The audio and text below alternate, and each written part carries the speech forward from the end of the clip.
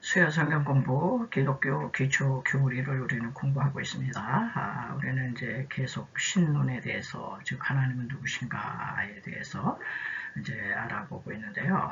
오늘은 이제 하나님의 자기 계시예요. 하나님은 인간의 눈으로, 인간의 능력으로 하나님을 알 수가 없습니다. 그래서 하나님이 자신을 계시하시는 데까지만 우리가 알 수 있거든요. 그래서 오늘 이 제목을 가지고 한번 하나님이 누구신가 한번 살펴보기로 하겠습니다. 네, 하나님의 자기 계시, 하나님을 어떻게 알 수 있나 한 두 가지로 하나님은 이제 당신을 이제 계시하셨어요. 계시가 뭐냐, 아포칼립시스라고 그래가지고 이렇게 창문에 커튼을 쳐놔서 바깥이 하나도 안 보일 때 이 커튼을 쫙 이렇게 거두는 거, 그게 이제 계시가 열렸다. 그러면 창 밖이 뭐가 있는지 다 알 수 있잖아요. 이제 그런 뜻이라고 그럽니다.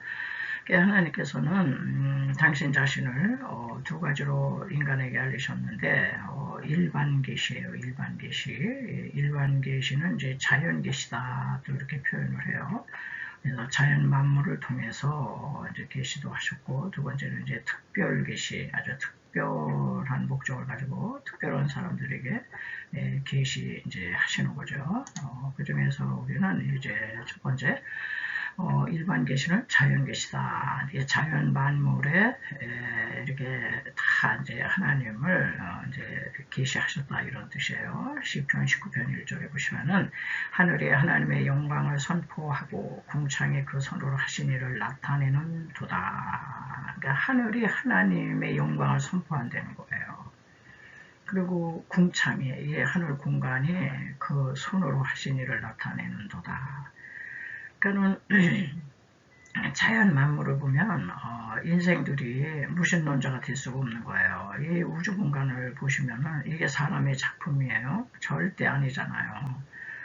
자연 만물을 보면 이 광활한 우주 공간을 보면은요, 이거는 인간 이상의 어떤 이제 심적 존재가 이거를 존재케 한 거지. 인간의 작품이다. 이렇게 할 인생이 하나도 없어요. 그러면 그냥 그 신을 인정을 해야 되는데, 그럼에도 불구하고 자연 계시를 보면서도 이게 인간의 작품이 아니라는 걸 알면서도 신을 인정하지 않죠. 이게 영적인 눈이 이제 멀어서 그런 거잖아요. 그 일반 계시, 자연 계시고 하나, 이거는 분명 이거는 어떤 인간 이상의 어떤 이제 신적인 존재가 이걸 만든 거야. 이렇게 이제 들어가야 이제 하나님을 이제 알게 되는 거죠. 또 로마서 1장 20절에서도 창세로부터 그의 보이지 아니하는 것들, 곧 그의 영원하신 능력과 신성이 그 만드신 만물에 분명히 보여 알게 되나니, 이렇게 여기 만물, 이 만물에 삼남한 상을 보란 말이에요. 분명히 너 보고 알잖아. 이거 인간 작품 아니라는 거 너희들 몰라? 다 알잖아. 그런데 왜 이렇게 자꾸 그냥 신이 없다고 그래? 왜 이렇게 이 핑계 저 핑계 해? 너희 핑계치 못해. 핑계 못해요. 자연 만물을 보면 하나님이 계시구나. 이거를 이제 알 수 있게 자연에 다 하나님의 하나님은 어떤 분인가 다 이제 기록해 놨다는 거예요. 그래서 하나님은 우리 인류에게 두 권의 책을 주셨거든요. 하나는 성경책, 하나는 자연의 책. 이걸 보고 하나님이 계시구나. 이제 이런 믿음을 이제 갖게 되는 겁니다.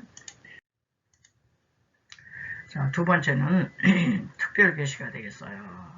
이건 이제 일반 계시, 자연 계시는 신자나 무신론자나 모든 인류에게 이렇게 보면서 하나님을 더듬어 알게 이렇게 해주셨지만은 하나님 믿는 사람들에게는 아주 특별한 보여주신 게 있어요. 이제 특별 계신데 이제 구원 계시라고 그래요. 구원받은 사람들은 이런 계시가 열린 거예요. 일단은 성경 66권을 주셨잖아요. 성경. 우리 크리스찬들에게는 성경은 이거는 아주 절대 진리죠. 이게 이제 캐논, 기준이잖아요. 기준. 그래서 세상법이 아무리 많아도 이제 하나님이 주신 이 기준, 이 법, 성경 위에는 올라갈 수 없어요. 성경 아래 다 있는 거예요. 우리나라 헌법도 성경에 기초해서 이제 헌법이 정해진 것처럼 우리 크리스찬들에게는 이제 특별 계시가 성경 66권을 주셨고 또 성육하신 그리스도 하도 자연맘을 가지고는 마냐, 신하냐, 태양의 신이야, 별의 신이야, 달의 신이야 이렇게 자꾸 하나님이 지으신 자연 만물에게 막 신성을 부여하고 이러니까 하나님께서는 성경 66권 말씀을 주셨는데 말씀도 안 믿으니까 아유 내 아들이 직접 내려간다 그래가지고 인카네이션 이제 하신 분이 성육하셔서 오신 그리스도잖아요. 2000년 전에 이 베들레헴 말구유관에 이제 내려 보내셨어요. 아유 내 아들 보낼 테니 좀 보고 믿어라 이제. 그래서 특별 계시가 이제 성육하신 그리스도시고요. 그 다음에는 아주 또 특별 계시가 또 뭐냐 십자가죠. 십자가. 그래서 이제 하나님의 교회마다 다 십자가를 매단 거예요. 너희들 이 십자가가 특별 계시야, 구원 계시야. 십자가 바라보면 구원이 임하는 거야. 이런 뜻이 있는 거예요. 왜 십자가가 뭐 이게 구원 계시냐? 십자가는 영국의 그 설교의 황태자 스펄전이라는 목사님이 이런 얘기 했어요. 십자가는 하나님의 피리침이다. 여러분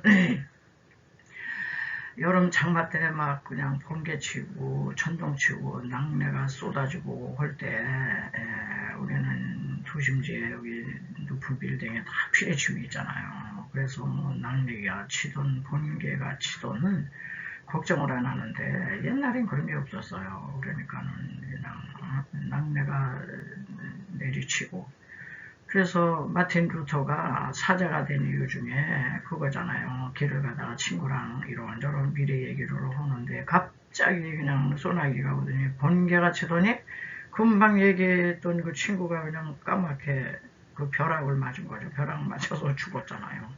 그래가지고 그냥 겁이 털컥 나가가지고 거기서 막 서원 기도했다 그러잖아요. 내가 사제가 될 테니까 나를 살려달라고. 이렇게 무서운 건데 이렇게 하나님께서는 이제 십자가 앞에 오면 우린 죄의 낙뢰를 맞아서 우린 그냥 죄의 그 낙뢰에 맞아서 우린 직사할 수밖에 없는 거예요. 이 죄 문제 해결 안 하면 죽습니다.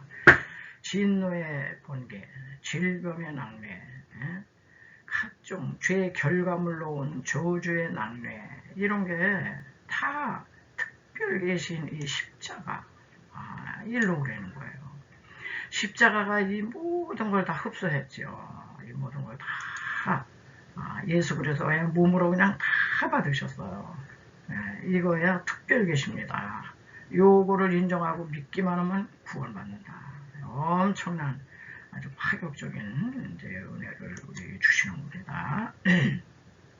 자, 그리고 특별 계시가 이제 성경 66권이거든요. 그래서 성경 66권이 상당히 이제 중요한데요. 디모데후서 3장 14절에 보시면은 그러나 너는 배우고 확신한 일에 구하라. 내가 네게서 배운 것을 알며 또 내가 어려서부터 성경을 알았나니 성경은 능히 너로 하여금 그리스도 예수 안에 있는 믿음을 갖게 해요. 믿음이 생겨 성경을 믿음으로 말미암아 구원에 이르는 지혜가 있게 하느니라. 그래서 모든 성경은 하나님의 감동으로 된 것으로 교훈과 책망과 바르게 함과 의로 교육하기에 유익하니. 그래서 우리 신자들에게 주신 특별 계시가 이렇게 성경 66권이지 성육하신 예수 그리스도 이 땅에 인간으로 보내주셨지.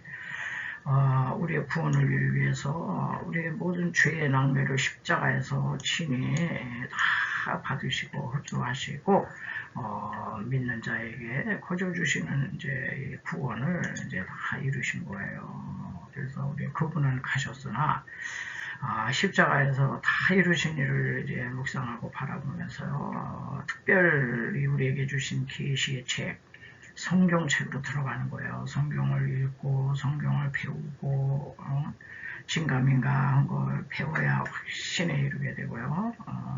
성경을 읽어야 우리는 우리의 구원이 아주 단단하게 이제 되는 거죠. 자, 그럼 우리 하나님이 이렇게 뭐 성경도 주셨고 뭐 육신으로도 오셨다 올라가셨고 또 그 십자가를 바라보도록 다 교회마다 십자가 매달아놨어요. 그러면 이제 하나님의 그 성경에 나오는 명칭에 대해서 좀 한번 살펴봐야 되겠어요. 성경에 보면 이제 그 엘이라는 얘기가 많이 나와요. 엘은 하나님의 이제 대표적인 명칭인데요. 하나님, 신성에 대한 일반적 칭호다. 그래서 우리가 알다시피 우리가 아는 이름 중에 사무엘 그러잖아요. 엘이 이제 하나님이거든요. 하나님이 들으셨다 이런 얘기고, 엘리야 그럴 때 엘, 하나님은 나의 하나님이야. 다니엘 그럴 때 엘, 하나님은 재판장이시다. 이제 이런 하나님 자가 다 들어가요. 히브리 사람들은 이제 그렇게 이름들을 많이 줬습니다. 왜냐하면 늘 자기 이름 속에 하나님을 붙여놓은 거예요. 하나님을 안 잊어먹으려고. 그래서 성경에 보면 이제 뭐 하나님의 명칭이 아주 다양하게 나오고 있어요. 가장 많이 나오는 게 이제 엘로힘이거든요. 엘로힘은 뭐냐? 능력과 권세가 충만하신 분이다. 그래서 이제 관련 기절이 창세기 1장 1절에 태초에 하나님이 천지를 창조하시니라. 우리가 믿는 여기서 태초에 하나님, 우리 한글에는 다 하나님이지만은 그 원어에 보면 그 엘로힘을 쓰고 있어요. 태초에 천지를 창조하신 하나님은 능력과 권세가 충만하신 분이야. 이 세상을 창조할 정도야. 이제 그런 뜻이죠. 그리고 시편 19편 1절에도 하늘이 하나님의 영광을 선포하고 궁창이 그 손으로 하신 일을 나타내는 도다. 그래서 하늘이 하나님, 여기서 나오는 하나님은 엘로힘이다 이런 얘기야. 엘로힘, 이제 창조자 하나님, 이제 그런 뜻이고요. 그리고 또 보면 이제 엘리온 이렇게 기록한 책이 있는데 이거는 가장 강한 자다. 이거는 이사야 14장 13절에 내가 네 마음에 이르기를 내가 하늘에 올라 하나님의 무별 위에 나의 보호자를 높이려라. 내가 북구 지폐의 산 위에 자정하리라. 그래가지고 여기에는 이제 하나님은 엘리온이다 이런 얘기예요. 가장 강한 자 이제 그런 뜻이고요. 그 다음에 이제 엘샤다이 많이 들어보셨을 거예요. 엘샤다이는 전능하신 하나님 그런 뜻이에요. 엘샤다이 하나님은 관련 글들이 이사야 49장 5절에 나는 여호와의 보시기에 존귀한 자라 나의 하나님이. 그래서 내용에서 나의 하나님이 이제 엘샤다이라는 이제 말을 쓴다는 거죠. 그를 나의 하나님이 나의 힘이 되셨다. 그러니까 나의 하나님, 전능하신 하나님이 나의 힘이 되셨어. 그러니 내가 얼마나 존귀한 거야. 이제 뭐 그런 뜻이 되고요. 그 다음에 이제 엘샤다임에 이제 엘로이는 뭐냐? 감찰하신 하나님. 창세기 16장 13절에 하갈이 자기에게 이르신 여호와의 이름을 감찰하시는 하나님이라 하셨으니 감찰, 자세히 관찰하고 내려다보시는. 그래서 그때 그 단어가 엘로이라는 이제 단어를 쓴다고 그럽니다. 그 다음에 이제 또 어떤 단어가 있냐면은 엘올람의 하나님, 엘올람. 이 엘올람은 엘은 하나님이잖아요. 그러니까 올람의 영원하신 하나님, 이제 그런 뜻이죠. 그래서 이사야 40장 28절에 너는 알지 못하였느냐, 듣지 못하였느냐, 영원하신 하나님, 그러니까 엘올람의 하나님, 여호와 땅 끝까지 창조하신 자는 피곤치 아니하시며, 뭐 굶비치 아니하시며, 이제 이런 말씀이 이제 쭉쭉 나오고 있는데요. 그래서 우리 하나님은 영원하신 하나님이다. 그리고 이제 또 아도나이 이런 얘기를 해요. 아도나이는 이제 신약 성경에 주로 나오는 이제 단어인데, 아도나이는 주인님, 주인, 주님, 모든 피조물의 주인이시다 이런 얘기를 이제 창조자라는 얘기죠. 그리고 또 엘베리트는 엘은 하나님이잖아요. 베리트는 쪼개다. 그러니까는 이게 언약의 하나님이라는 얘기예요. 엘베리트는 언약이라는 뜻이니까 언약의 하나님. 그래서 창세기 15장 8절에 보시면은 그날에 여호와께서 아브라함으로 더불어 언약을 세워 가라사대. 그래서 여기서 이제 언약을 세우시는 여호와는 엘베리트의 하나님이다. 이렇게 이제 살펴볼 수가 있겠어요. 참 우리가 하나님 그건 너무 막연하잖아요. 그래서 이 신론에 대해서 지금 여러 시간을 이제 갖고 있는데요. 하나님을 믿어도 하나님을 우리가 하루아침에 다 아는 게 아니에요. 그러니까는 어떤 비유가 적당하냐면은 우리가 이제 아기를 낳잖아요. 그럼 신생아는요 처음 한 달 동안은 이 시력이 없대요. 이게 못 본대요. 눈은 떠도 아무것도 분별을 못 한대요. 분명히 생명은 생명이고 엄마 아빠 얼굴 다 보는데도 이게 구분이 안 되고 그 시력이 생기는 게 한 달 후에 이렇게 사물을 분별할 수 있다 그래요. 그러니까 우리가 예수를 믿어도요 금방 뭐 하나님을 알고 예수님 뭐 십자가의 의미를 알고 그런 게 아니에요. 이제 세월에 가서 그 아기가 엄마 아빠야 아빠 내가 엄마야 엄마 이걸 자꾸 가리키는 것처럼 우리도 교회에서 그래서 이 기초교리를 가리키는 거예요. 크리스찬들이 그냥 막연해 모든 게 하나님 믿으라니까 믿어지지 않는 하나님을 어떻게 믿어. 예수님이 뭐 십자가에서 나 대신 돌아가셨대는데 그게 나랑 무슨 상관이야.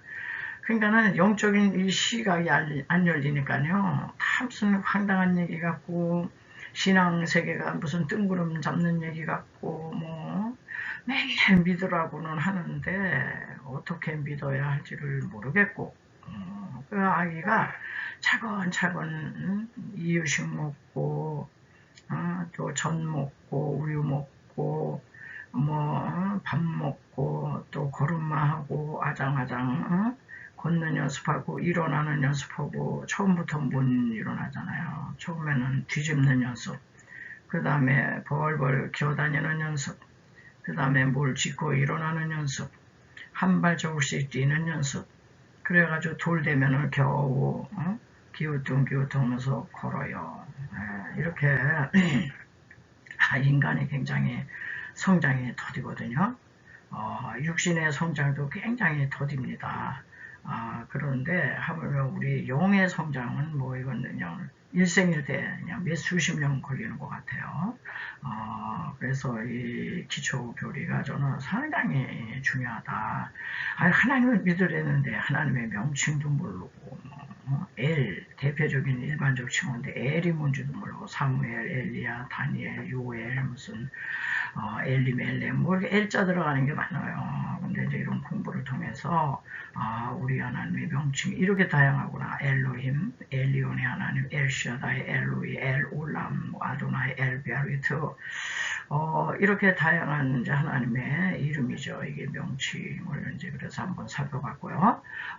오늘 하나님의 명칭이 여기서 끝나지 않습니다. 아무래도 또 다음 한 시간을 좀 더 해야 하나님의 그 이름에 대한 이제 뜻도 알아보고요. 명칭이 이제 좀 더 다를 게 또 있어요. 그래서 이제 또 다음을 기약하면서 오늘은 여기서 마치겠습니다. 네, 마지막으로요. 엘 게물로트. 아마 이 단어는 처음 들으시는 분이 많을 것 같아요. 저도 이걸 이제 뒤늦게 이거 이제 발견돼가지고 이제 또 올렸어요. 엘 게물로트는 뭐냐? 엘 게물로트 하나님은 보응하시는 하나님이다. 그래서 관련 계절이 예레미야 51장 56절 찾아보니까요. 곧 멸망시키는 자가 바벨론에 임함이라. 그 용사들이 사로잡히고 그들의 활이 꺾이도다. 여호와는 보복의 하나님이라. 보복, 엘 게물로트가 나오거든요. 이제 한글은 이제 보복인데, 이제 그 히브리 원어는 1단어를 쓴다고 그래요. 엘 게물로트. 보복의 하나님이시니 반드시 보응하신다. 또 관련 계절이 이제 나훔서에 보면요. 나훔서 1장 2절에 여호와는 투기하시며 보복하시는 하나님이시니라. 여호와는 보복하시며 진노하시되 자기를 거스리는 자에게 보복하시며. 네, 하나님이 보복하시면 어떤 인간이 살아날 수 있겠습니까? 그러니까 우리 하나님은 이 악에 대해서는 당신의 아들이라도 십자가에서 죽일 수밖에 없는 거예요. 그러나 악에 대해서 얼마나 철저히 보호하시는지 우리는 하나님을 그냥 늘 사랑만 해주시는 그런 분으로만 알면 안 되고 이 죄와 악에 대해서는 반드시 응징이 있어요. 그래서 다윗이 성군이었지만은 바세바를 범하고 또 그의 남편 우리아를 이렇게 죽게 하고 이런 죄에 대해서 지적을 하실 때 다윗이 뭐 핑계 안 댔어요. 즉시 회개했어요. 그래서 하나님께서 거기서 즉시 용서해 주셨어요. 그렇지만은 그 죄에 대한 그 응분, 그 대가지고는 했거든요. 그 죄에 대한 응분의 보응은 그의 평생의 징계를 받았어요. 그래서 그 죄가로 말미암아 용서받아서 심판에는 안 떨어졌지만 그의 삶 속에서 평생 자녀들을 통해서 아주 철저히 하나님이 보응하시고 징계하시는 하나님이 되는 걸 우리는 이제 알 수가 있겠습니다. 예, 하나님의 이름과 하나님의 명칭에 대한 뜻이 굉장히 많거든요. 그래서 하나님의 이름은 곧 그분의 성품이시고 그분은 이런 성품을 가지셨구나 이런 걸 우리가 배우셔야 하나님에 대해서 우리가 함부로 이제 못하게 되는 거죠. 오늘은 이제 여기서 마치고요. 다음 주에 이제 또 알아보기로 하겠습니다.